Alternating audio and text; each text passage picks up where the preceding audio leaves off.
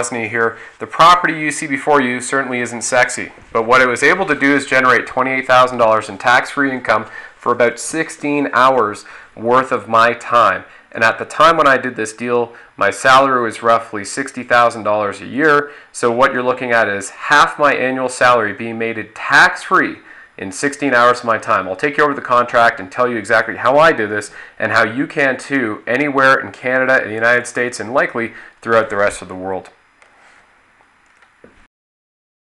On the contract, as you'll see, I have my first name, Brad Wozny, and or is assigned. If you're not familiar with the clause on assignments, we can cover that a little bit later on.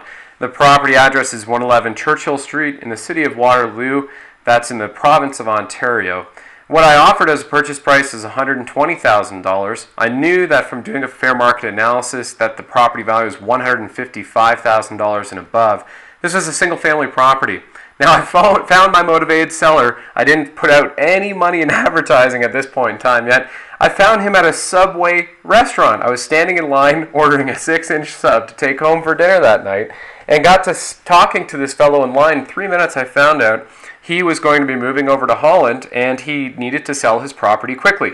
Now that's one of the 7 different types of motivated sellers. Other people could have gone into a business bankruptcy, or somebody died in their family, couldn't make payments on their home, they need to sell it, they become a motivated seller. Now what I learned from this gentleman in line is that he owned his property tax-free, and I asked him if he would, mortgage-free, and I asked him if he would sell it to me and give me the mortgage, and he said sure. So what he did was he took back the mortgage in first position, he financed me without my credit, and I put $100 down, $100 as an earnest money deposit to control a $155,000 piece of property. As you can see, I was going to give him an extra $1,000 later on May 1st, 2004, and then I would complete my final deposit of $5,900 on June 1st. Now you're going to see here that I got a phenomenal mortgage from the gentleman. His term is 25 years and it's at a fixed interest rate of 3%. Now I don't know about you, but getting a 3% fixed mortgage for 25 years is absolutely astounding. Now it's a win-win situation, and here's why. Because what I indicated to the fellow was that I was currently renting, I wanted to turn around and move into a property and then eventually get into investments. What I did in this case was told him that I would be improving the property, which would improve its value, and if I ever missed a mortgage payment to him, then he was in first position to foreclose on me, take advantage of the increase in equity from me improving the price of the property, and then he could turn around and resell it and make even more money. So this is what I call a win-win situation.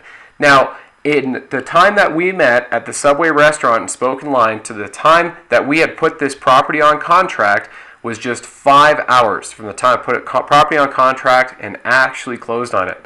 Now, I've told you that I haven't used any of my credit yet. He did not give me a credit check. At the same point in time, I barely used any of my money. I put $100, I wrote it from my checking account for $100, and I put that down.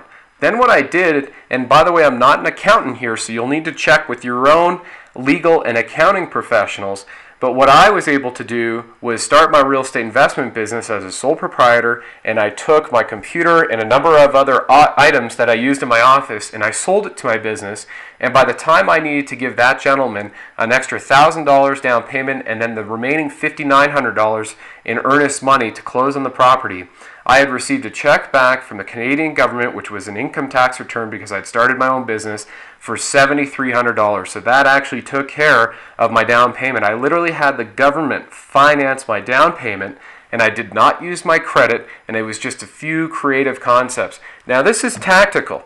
What I was able to do then is I took ownership to the property, was move into the property, became my primary residence. I turned around, I went to the city, and I knew that they were in a situation where they needed to create more licensed student lodging houses because it was a university town. There's college and 2 major universities in Canada that reside there, and the university infrastructure could not support the influx of students coming in.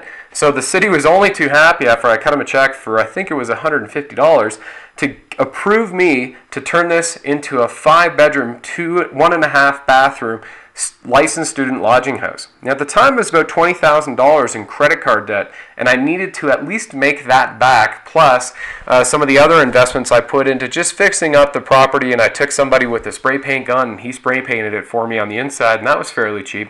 And I turned around and I sold this property that would cash flow at upwards of $1,200 net positive cash flow per month if an investor put all the students into it, because my initial goal was to make enough money to pay off my credit cards and then also float me. So basically, in the 16 hours from the time that I met the gentleman, contracted it, closed it, met with the city, and had a general contractor come in and fix up the property and clean it up a little bit, I was able to generate $28,000 in tax-free income. Now, this is a deal that I was able to put together relatively fast. You see the entire purchase and sale agreement, the front page of it right here, and you see that I got 15 business days from the acceptance from the vendor so I could do my diligence period and have a home inspection, make sure there was no black mold or whatnot. This is just very simple stuff. And I realize to many of you who are watching this video right now, is that this is kind of unbelievable and you're shaking your head.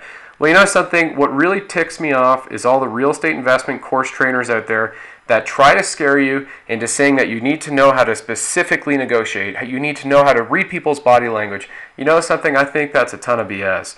My personal belief is that when you come from a position of integrity and honesty and you inform the motivated seller as to what your intentions are with the property, that by the time that you guys just sit down at his kitchen table, for example, and as you can see, I've struck his name from the top here just to protect his identity, but anybody can verify in the Waterloo, Ontario records that I actually own this property for 8 months.